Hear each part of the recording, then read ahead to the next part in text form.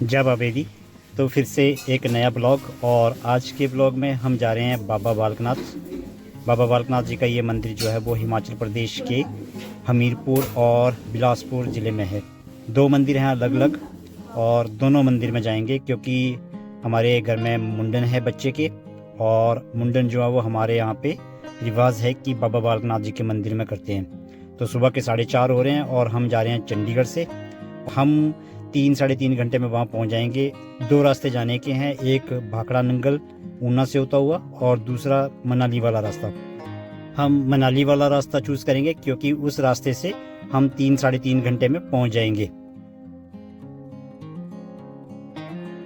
तो अभी इस टाइम पे हम आ चुके हैं शातलाई में। शातलाई में बाबा जी ने 12 वर्ष तक तपस्या करी थी, और बाबा जी को वरदान था माता पार्वती के वो हमेशा ही 12 वर्षों के नज़र आएंगे। तो वो माता रत्नों के घर आए थे और वहाँ पर माता रत्नों की गौएं चराते थे।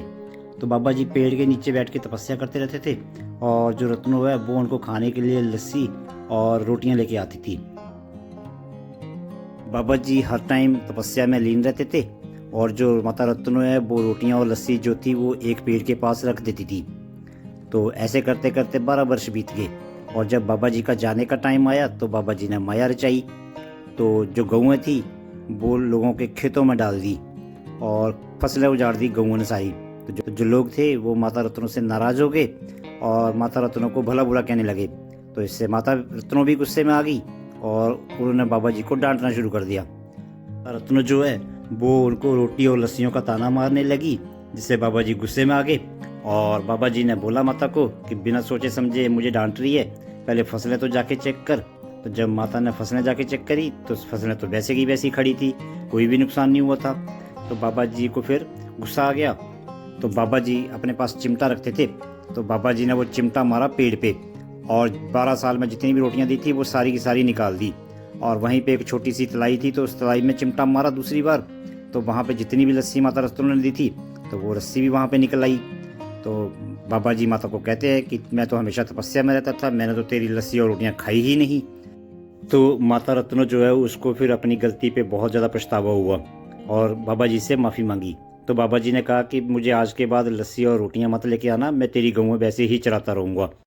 उसके बाद बाबा जी गरुणा झाड़ी में जाके फिर भगवान शंकर की तपस्या करने लगे।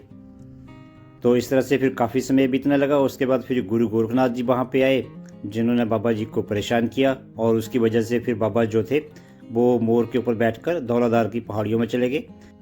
वहाँ पर जाकर उन्होंने एक राक्षस को हराया, और उसके बाद फिर गुफा में जाके हमेशा के लिए तपस्या करने लगे, फिर कभी बाहर नहीं आए।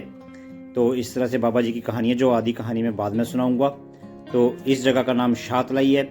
शाह का मतलब है छाछ, मतलब लस्सी, और तलाई का मतलब तालाब। तो बाबा जी ने यहाँ पे छाछ का तालाब बना दिया था, तो जिस वजह से इस जगह का नाम शातलाई पड़ गया। तो यहाँ पर पंजाब और हरियाणा से बहुत ज़्यादा लोग आते हैं, और बाबा जी की बहुत ज़्यादा मान्यता है। बाबा जी भगवान शंकर की तपस्या करते रहते थे। बाबा जी का जो एक मंदिर है वो गुजरात के जूनागढ़ में भी है।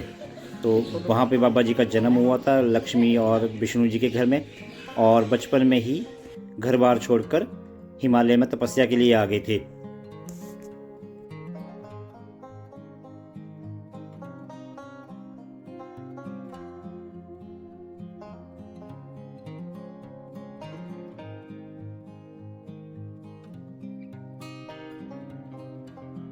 तो ये वाली जो जगह है वो गरना झाड़ी है।